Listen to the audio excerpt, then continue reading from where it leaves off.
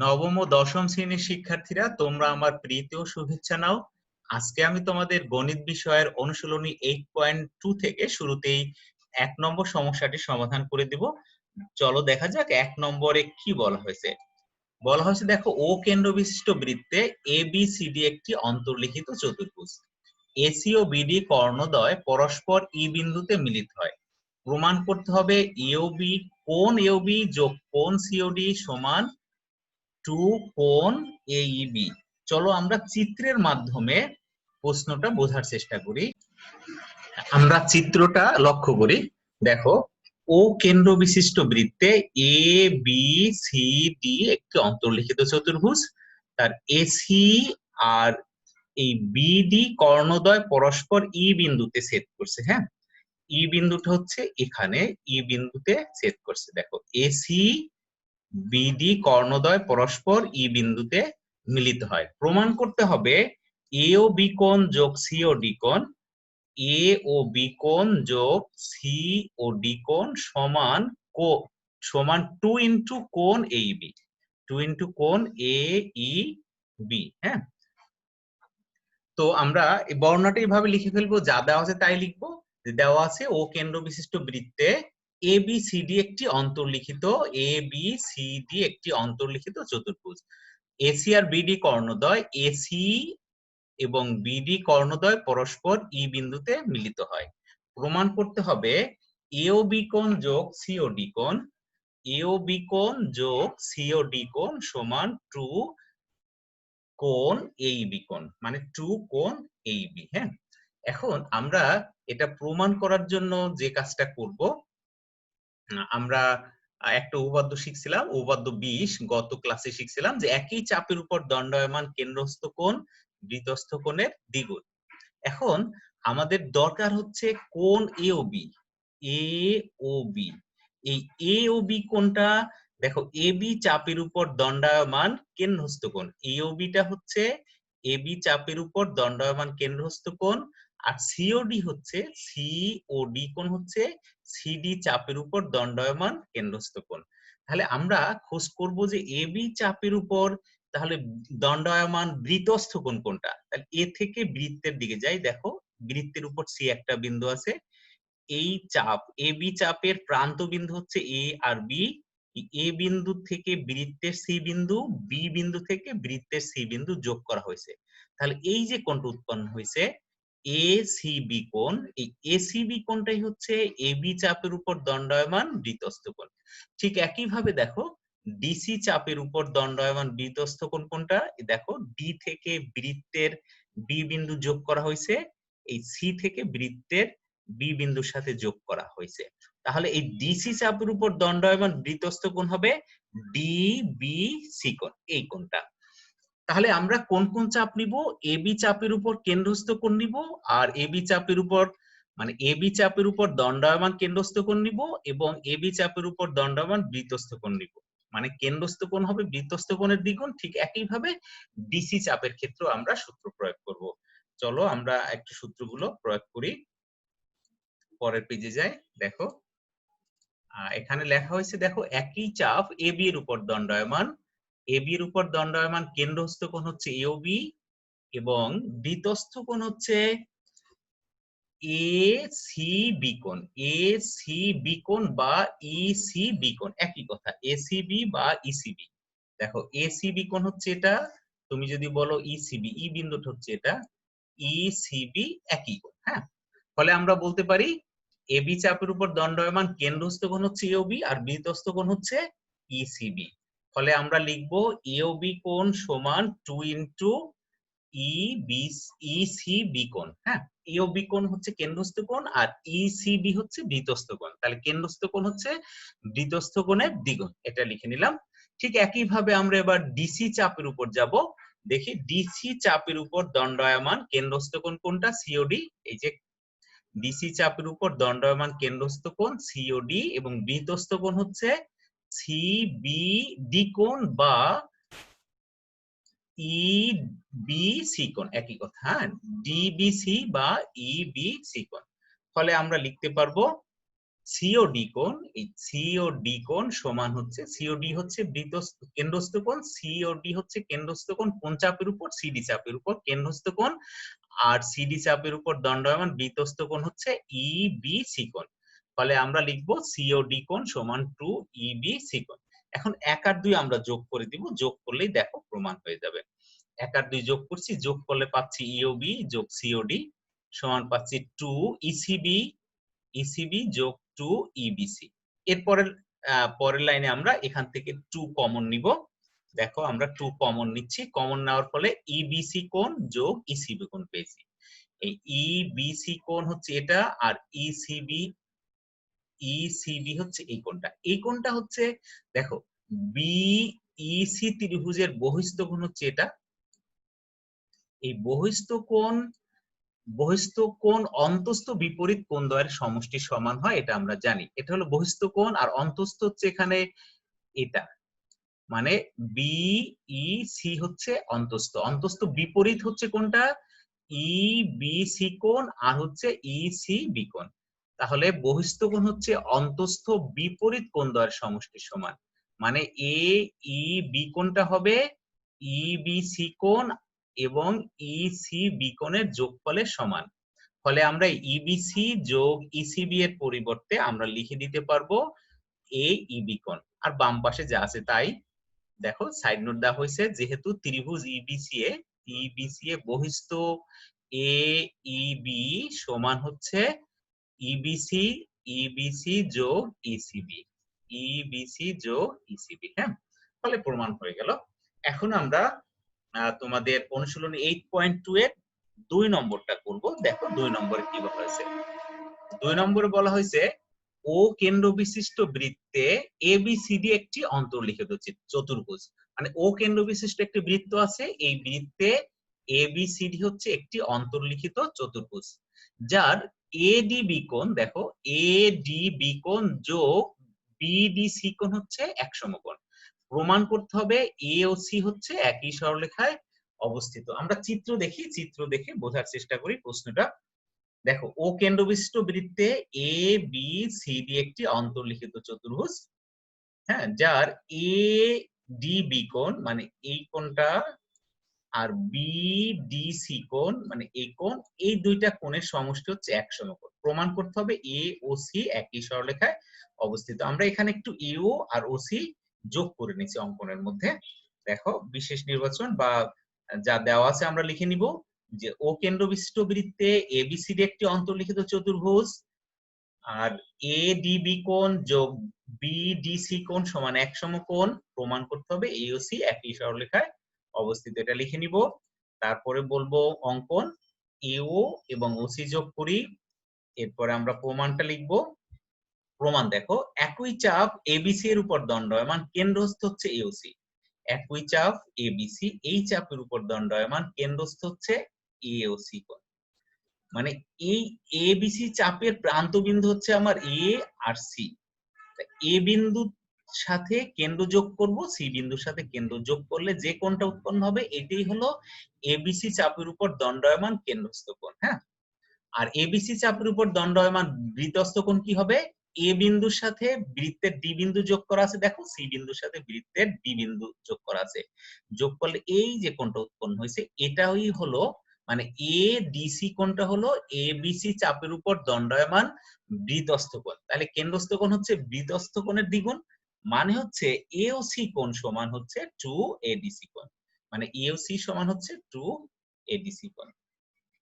এখন আমরা দেখো এডিসি কোণটাকে ভাগ করে লিখতে পারি এডিবি, এডিসি তো পুরোটা, হ্যাঁ, এটাকে আমি ইচ্ছা করলে লিখতে পারি এডিবি কোণ যোগ বিডিসি কোণ, বিডিসি কোণ লিখলাম। আর প্রশ্নে দেখো দেওয়া আছে এই দুইটার যোগফল কি দেওয়া আছে, এডিবি যোগ বিডিসি সমান এক সমকোণ দেওয়া আছে। ফলে এই দুইটার যোগফলকে আমরা এক সমকোণ লিখে দিচ্ছি। দেখো 2 ইনটু এক সমকোণ মানে হচ্ছে এওসি সমান হচ্ছে 2 সমকোণ। হ্যাঁ, যেহেতু এওসি 2 সমকোণ মানে কি এওসি কোণটা সরল কোণ, সরল কোণ হলে অবশ্যই এ ও সি একই সরলরেখায় অবস্থিত হবে, লিখে দিলাম। অতএব এওসি সরল কোণ মানে হচ্ছে এওসি একই সরলরেখায় অবস্থিত। আচ্ছা, তোমাদের আমি উপপাদ্য 20 করে দিয়েছিলাম গত ক্লাসে। উপপাদ্য 20 আর অনুশীলনী 8.2 এর 1 নম্বরের উপর ভিত্তি করে তোমরা এই অনুশীলনী 8.2 এর 4 নম্বর সমস্যাটি সমাধান করবে। এটা তোমাদের হোমওয়ার্ক থাকলো। তাহলে হোমওয়ার্ক কিভাবে করবে, তুমি উপপাদ্য 20 এর সাহায্য নিবে এবং অনুশীলনী 8.2 এর 1 নম্বরের সাহায্য নিবে, নিয়ে 4 নম্বর সমস্যাটির সমাধান করে ফেলবে। এখন আমি তোমাদের অনুশীলনী 8.2 এর 1 নম্বরটা 8.3 এর 1 নম্বর সমস্যাটি সমাধান করব। দেখি আমরা 1 নম্বরে কি বলা হয়েছে। 1 নম্বরে বলা হয়েছে, দেখো এবিসি ত্রিভুজের বি কোণ ও সি কোণের সমদ্বিখণ্ডকদ্বয় পরস্পর পি বিন্দুতে মিলিত হয় এবং বহির্দ্বিখণ্ডকদ্বয় পরস্পর কিউ বিন্দুতে মিলিত হয়। প্রমাণ করতে হবে বি পি কিউ সি বিন্দু চারটি সমবৃত্ত। হ্যাঁ, চিত্রের মাধ্যমে আমরা বোঝার চেষ্টা করি প্রশ্নটা। দেখো এ বিসি ত্রিভুজের বি কোণ আর সি কোণের সমদ্বিখণ্ডকদ্বয় পি বিন্দুতে মিলিত হয়েছে, আর বি কোণ আর সি কোণের বহির্দ্বিখণ্ডক কিভাবে পাওয়া যায় আসলে দেখো, বি কোণের বহির্দ্বিখণ্ডক কিভাবে পাবো, তাহলে এ বি বাহুকে আমাদের ই পর্যন্ত বর্ধিত করতে হবে, মানে নির্দিষ্ট একটা বিন্দু পর্যন্ত বর্ধিত করতে হবে। বর্ধিত করলে দেখো ইবিসি যে কোণটা উৎপন্ন হয়েছে বহিস্থ কোণ, এই বি কোণের বহিস্থ কোণ হচ্ছে ইবিসি। এই ইবিসি কোণের সমদ্বিখণ্ডক হচ্ছে বিকিউ, বিকিউ কে বলা হয় বি কোণের বহির্দ্বিখণ্ডক। ঠিক একইভাবে এসি কে দেখো এফ পর্যন্ত বর্ধিত করা হলো, বর্ধিত করলে যে বিসি এফ কোণ উৎপন্ন হয়েছে, এই বিসি এফ কোণটা হলো এই বিসি এফ কোণের সমদ্বিখণ্ডক সি কিউ কে বলে সি কোণের বহির্দ্বিখণ্ডক। হ্যাঁ, তাহলে এই বি কোণ আর সি কোণের বহির্দ্বিখণ্ডকদ্বয় কিউ বিন্দুতে মিলিত হয়েছে এবং বি কোণ আর সি কোণের সমদ্বিখণ্ডকদ্বয় পি বিন্দুতে মিলিত হয়েছে। তাহলে আমাদের প্রমাণ করতে হবে বি পি সি কিউ বিন্দু চারটি সমবৃত্ত, মানে বিন্দু চারটি একই বৃত্তের উপর অবস্থিত, এটা আমাদের প্রমাণ করে দেখাতে হবে। চলো আমরা বর্ণনাটা একটু দেখে প্রমাণটা শুরু করব। দেখো বর্ণনায় বলা হয়েছে এবিসি ত্রিভুজের বি কোণ ও সি কোণের সমদ্বিখণ্ডকদ্বয় পরস্পর পি বিন্দুতে মিলিত হয়, আর এবি আর এসি বাহুকে দেখো এবি আর এসি বাহুকে যথাক্রমে ই এবং এফ পর্যন্ত বর্ধিত করা হলো। তাহলে ইবিসি কোণ ও বিসিএফ কোণের সমদ্বিখণ্ডকদ্বয় বা বি কোণ ও সি কোণের বহির্দ্বিখণ্ডকদ্বয় পরস্পর কোথায় মিলিত হয়েছে, কিউ বিন্দুতে মিলিত হয়। প্রমাণ করতে হবে বি পি কিউ সি বিন্দু চারটি সমবৃত্ত। এবার আমরা প্রমাণ শুরু করি। প্রমাণ খুবই সহজ। দেখো এবিসি কোণের সমদ্বিখণ্ডক হচ্ছে বিপি। যদি এই বি কোণের সমদ্বিখণ্ডক হয় বিপি, তাহলে বিপি বি কোণকে সমান দুই ভাগে ভাগ করছে, ফলে আমরা বলতে পারবো হাফ এবিসি মানে এবিসি কোণের অর্ধেক অবশ্যই হবে পিবিসি কোণ, কোণ পিবিসি মানে এবিসি এর অর্ধেক হবে পিবিসি কোণ। লিখে নিলাম। ঠিক একইভাবে দেখো ইবিসি কোণের সমদ্বিখণ্ডক, এই ইবিসি কোণের সমদ্বিখণ্ডক হচ্ছে বিকিউ, ফলে হাফ ইবিসি কোণ মানে ইবিসি কোণের অর্ধেক, হ্যাঁ অবশ্যই হবে কিউবিসি কোণ। মানে বিকিউটা কি করছে, ইবিসি কে সমান দুই ভাগে ভাগ করছে, ফলে এই কিউবিসি কোণটা মানে এই যে কিউবিসি কোণ এইটুকু, এই কোণটা হবে পুরো কোণটার অর্ধেক। পুরো মানে ইবিসি কোণের অর্ধেক, মানে হাফ ইবিসি সমান কিউবিসি কোণ, এটা লিখলাম। এখন দেখো আমরা আবার একটু খেয়াল করো, এ বি সি কোণ আর ই বি সি কোণ এরা মিলে দুই সমকোণ হবে। কারণ কি, এখানে খেয়াল করো ই বি এই টোটাল কোণটা আসলে এই যে ইবিসি কোণ, ইবিসি কোণ হচ্ছে এইটুকু আর এবিসি হচ্ছে এইটুকু, তাহলে এই টোটালটা চলে আসে, এটা যোগ করলে এই টোটালটা চলে আসে। টোটালটা মানে হচ্ছে একটা সরল কোণ হয়, মানে হচ্ছে এটা দুই সমকোণ। হ্যাঁ, সেই জন্য লেখা হয়েছে, কি লেখা হয়েছে, এবিসি যোগ ইবিসি সমান হচ্ছে দুই সমকোণ। এটা আমরা সবাই বুঝতে পারছি। আমরা পরের লাইনে যাই দেখি। বা হাফ, আমি উভয় পক্ষকে হাফ দ্বারা যদি গুণ করি, দুই সমকোণের হাফ হচ্ছে এক সমকোণ। এখানে পাচ্ছি হাফ কোণ এবিসি যোগ কোণ ইবিসি সমান হচ্ছে এক সমকোণ। হ্যাঁ, এরপরে দেখো হাফটা আমি গুণ করে দিছি, হাফ এবিসি যোগ হাফ ইবিসি সমান এক সমকোণ। পরে আমরা এই হাফ এবিসি কোণ, এই উপরে দেখো পেয়েছিলাম হাফ এবিসি মানে কি পেয়েছিলাম, পি বিসি কোণ। তাহলে এই হাফ এবিসি এর পরিবর্তে আমি পি বিসি কোণ লিখে দিলাম। ঠিক একইভাবে হাফ ইবিসি এর পরিবর্তে আমি কিউ বি সি কোণ লিখে দিলাম, সমান এক সমকোণ পেলাম। মানে হচ্ছে কি, দেখো এই পি বি সি কোণ যোগ কিউ বি সি কোণ, আমরা একটু চিত্রের দিকে দেখি পি বি সি কোণ আর কিউ বি সি কোণ কতটুকু। পি বি সি কোণ দেখি আমরা, পি বি সি কোণ মানে এইটুকু, আর আছে কিউ বি সি কোণ, কিউ বি সি কোণ হচ্ছে এইটুকু। তাহলে এইটুক আর এইটুক যোগ করলে পুরো এইটুকু পাওয়া যাবে। এটুকুর নাম কি, পি বি কিউ কোণ। মানে এখানে লেখা হয়েছে এই দুইটার যোগফলকে লেখা হয়েছে পি বি কিউ কোণ। সবাই বুঝতে পারছো এটা? তাহলে আমরা পেলাম কি, পি বি কিউ কোণ, পি বি কিউ কোণ পেলাম কি এক সমকোণ। ঠিক একই ভাবে আমরা দেখাতে পারবো পি সি কিউ কোণ, মানে এই কোণটাও এক সমকোণ হবে। তাহলে আমরা লিখে দিই, একই ভাবে দেখানো যায় পি সি কিউ কোণ সমান এক সমকোণ। এই পি সি কিউ, এই যে কোণটা, এটাও হবে এক সমকোণ। হ্যাঁ, কোণটা একটু দেখিয়ে দিচ্ছি, এই যে কোণটা পি সি কিউ কোণ, এটাও এক সমকোণ হচ্ছে। তো তাহলে আমরা যদি যোগ করে দেই, দেখো পিবি কিউ আর পিসি কিউ, পিবি কিউ এক সমকোণ, পিসি কিউ এক সমকোণ, তাহলে পিবি কিউ যোগ পিসি কিউ হবে এক সমকোণ, যোগ এক সমকোণ সমান হচ্ছে দুই সমকোণ হয়ে যাচ্ছে। তাহলে আমরা জানি, আমরা গত ক্লাসে একটা উপপাদ্য শিখছিলাম, কোন চতুর্ভুজের দুইটি বিপরীত কোণ সম্পূরক হলে চতুর্ভুজের চারটা বিন্দু, চতুর্ভুজের যে শীর্ষ চারটা শীর্ষ সমবৃত্ত হবে, মানে একই বৃত্তের উপর অবস্থিত হবে। অর্থাৎ কোন চতুর্ভুজের দুইটি বিপরীত কোণের সমষ্টি যদি 180 ডিগ্রি হয়, তাহলে চতুর্ভুজের শীর্ষ চারটি সমবৃত্ত হবে, মানে শীর্ষ চারটি একই বৃত্তের উপর অবস্থিত হবে। এখন তোমরা যদি খেয়াল করো পি বি কিউ সি, এই চতুর্ভুজের পি বি কিউ সি, এই চতুর্ভুজের দেখো এই পি বি কিউ কোণ এবং পি সি কিউ কোণ, এই দুইটি বিপরীত কোণের সমষ্টি দাঁড়াচ্ছে কত, দুই সমকোণ। ফলে যেহেতু এই চতুর্ভুজের দুইটি বিপরীত কোণের সমষ্টি দুই সমকোণ, ফলে এই চতুর্ভুজের যে চারটা শীর্ষ বি পি সি কিউ, এই চারটা শীর্ষ, এই চারটা শীর্ষবিন্দু সমবৃত্ত হবে, মানে একই বৃত্তের উপর অবস্থিত হবে। তাহলে আমরা বলে দিতে পারি অতএব বি পি কিউ সি বিন্দু চারটি সমবৃত্ত। কারণ হিসেবে লেখা হয়েছে যে এবিসিডি চতুর্ভুজে দুইটি বিপরীত কোণের সমষ্টি, দুইটি বিপরীত কোণের সমষ্টি দুই সমকোণ, এই কারণে বিন্দু চারটি সমবৃত্ত হলো। এরপরে আমি তোমাদের বইয়ের 3 নম্বরটা দেখাবো, মানে অনুশীলনী 8.3 এর 3 নম্বরটা আমরা দেখবো এখন। প্রশ্নে বলছে দেখো, ও কেন্দ্রবিশিষ্ট বৃত্তে এ বি ও সিডি জ্যাদ্বয় বৃত্তের অভ্যন্তরে পরস্পর কোন বিন্দুতে সমকোণে মিলিত হয়েছে। মানে দুইটা জ্যা এ বি আর সিডি, জ্যা দুইটি বৃত্তের অভ্যন্তরে কোন একটা বিন্দুতে সমকোণে মিলিত হয়েছে। প্রমাণ করতে হবে এওডি কোণ যোগ বিওসি কোণ সমান দুই সমকোণ। আমরা প্রমাণটা শুরু করার আগে চিত্রটা একটু দেখি।